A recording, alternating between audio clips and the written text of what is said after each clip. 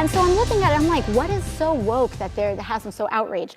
And I look through this list and I'm like, oh, paying members of the Forest Service more than a Walmart greeter.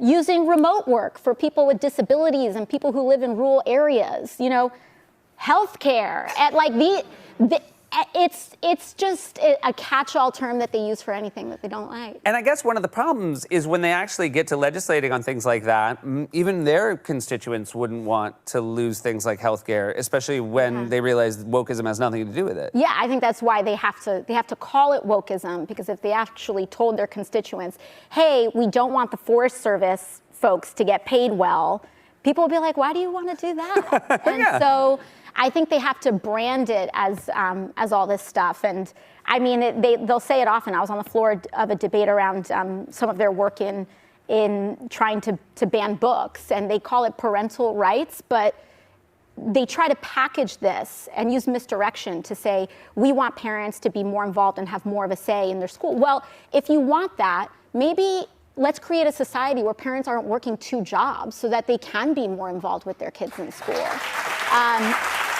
Now, that was AOC, New York Congresswoman, on air with Seth Meyers last night, apparently in an appearance that was not pegged to the Trump arraignment, but which they did discuss at the top of the interview. But I found the section on discussion of wokeism really interesting, given some of the media that this show has received recently about this subject. Sure. I thought that was kind of fascinating. I think I half agree with her that when a lot of people are talking about wokeism, it is when you pick down to the details of what they're actually describing, there are a lot of very popular policies, et cetera, that are often labeled as wokeism because people know that there's something out there that they don't like. But I think what AOC is missing is that there's stuff that they don't like for a real reason. Some of the overreaches and being like kind of overly punitive with people who aren't using the right words, who are on a learning curve, certain kind of like language policing, an attitude that people should already know the right way to say. And that by conflating those two things, you can, as a politician, get away with being against things that people really like because you brand it as something as things that people don't really like. But I do think that AOC didn't acknowledge that there is like a little bit of it there that people are complaining about. Yeah, I think she's correct that people paint with a fairly broad brush when they talk about wokeness, that they label everything as woke. I think most of the conservative criticism of wokeness is concentrated at least on things that are discernibly cultural in nature, or what's being taught in schools, or what is the DEI climate at various institutions, those things. Whereas like what workers are being paid and healthcare and things, like you can obviously, Republicans and Democrats will disagree on some of those policies. I don't know how many people, if they're doing that, obviously that's straightforwardly manipulative. They shouldn't do that. AOC is saying. Well, that's what she's saying they're doing. I don't know the extent to which they actually are. Well, she's pointing to specific legislation and saying that in a political context, when she opens these anti-woke bills that are put in front of her, that's the contents of them. And that's what I've been trying to talk about so much on this show and so many radars.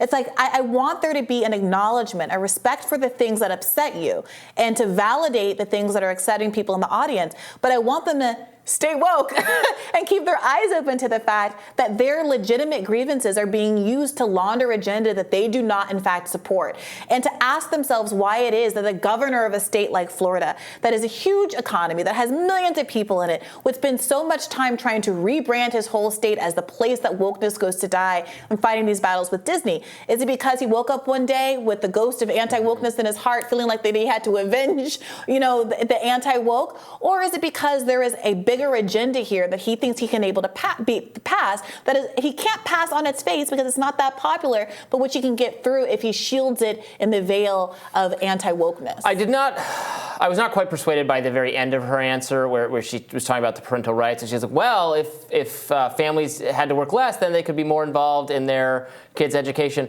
I still bet at the end of the day, a lot of these forces we're talking about would not want the parents more involved, would not want the parents having more time to attend the school board meetings and express themselves to the school boards the way some of them did at those incidents that were covered the summer before and the summer before. More attention to what the teachers are. I don't know who the they is, but I think think that parents all uniformly very much want more time. No. I mean, the they is liberals and Democrats and well, liberal political Democrats figures. and parents very much want more time to spend in their kids' school boards. I was very lucky to have my mother was in grad school when we were small children and had more flexibility in her schedule and was able to pay closer attention to our elementary education. And if she hadn't been otherwise, there are many instances in which we were being funneled into kind of slow reading classes because we were shy and arguably black kids in a public school. Instances like that she never would have been able to caught if she wasn't, a professional getting a PhD in education at the time in psychology, and also someone who was around. So I think there's not a parent in America that doesn't the parents, I wish. agree with you. The message from the Democratic establishment has been, butt out, we've got this, this isn't your business. No, I think that there is a more libertarian message that's coming, ironically, from Democrats right now that says we need to not allow individual parents that are the squeaky wheel to basically put their political agenda on school boards and usurp. If anyone's going to be able to have kind of a disproportionate amount of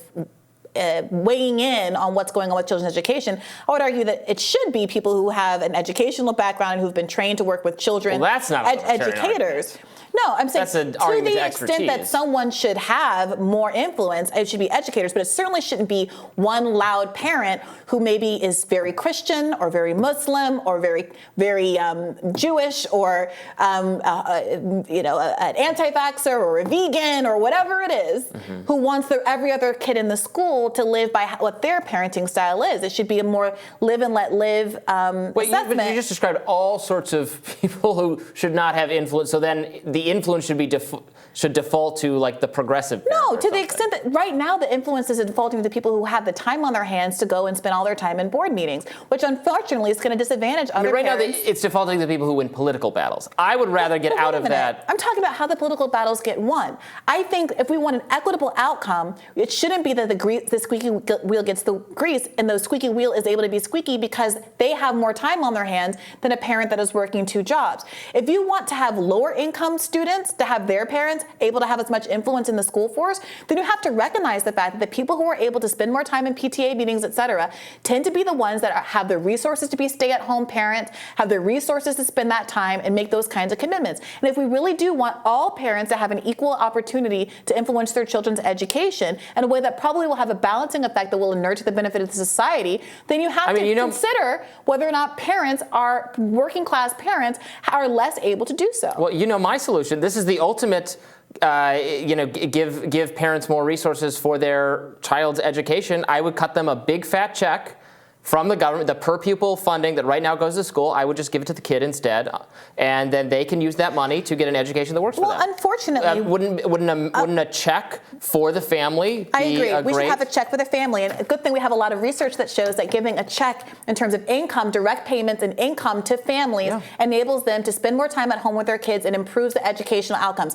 Not giving checks in the form of vouchers that withdraw funds from the public school. That's exactly that what has not shown to have the benefits for the children, nor has it been demonstrated to be a benefit to simply throw money at school districts. And the studies that show the most benefit that can improve child outcomes is actually making sure that the parents are able to be home more and spend more time with the kids because there's more money in the household. That inures to the child's benefit because they can spend more money on healthy food, have more stable lodging. So many kids that have bad academic outcomes are moving multiple times a year, including moving school districts because of home insecurity and the like. Some incredible percentage of New York City kids experience homelessness, full-out homelessness in any given year. So I completely agree. Families need more cash. But part of the enormous income disparities that we see in poor kids versus rich kids in educational environments is precisely because their parents, despite their desire largely to be a part of their kids' lives, their work commitments and financial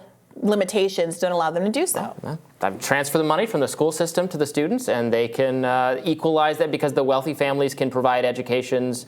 So they have money, they can provide schooling for their kids. I think that we can transfer some of the money from the 83% of Trump's tax cuts that went to the top 1% to working class people. No need to continue to reshuffle the meager resources that are actually going to working class people when elites are already choosing not to send their kids to public schools. And there is an assault on a public school education system that is ultimately going to put us backward to the dark ages while every other country sees the value of providing free public education to their kids, we're going to have a fully privatized system if we let certain conservatives have their way that makes it so every single parent has to come up with the resources to make sure their kid even is able to learn how to read and do multiplication tables. Fully privatized system sounds to me like it would deliver much better results in terms of math and reading scores than our failing public school system, which has not improved on any of these fronts despite increased funding every year for decades. What an endorsement of the public university system that you chose to take advantage of for your college education.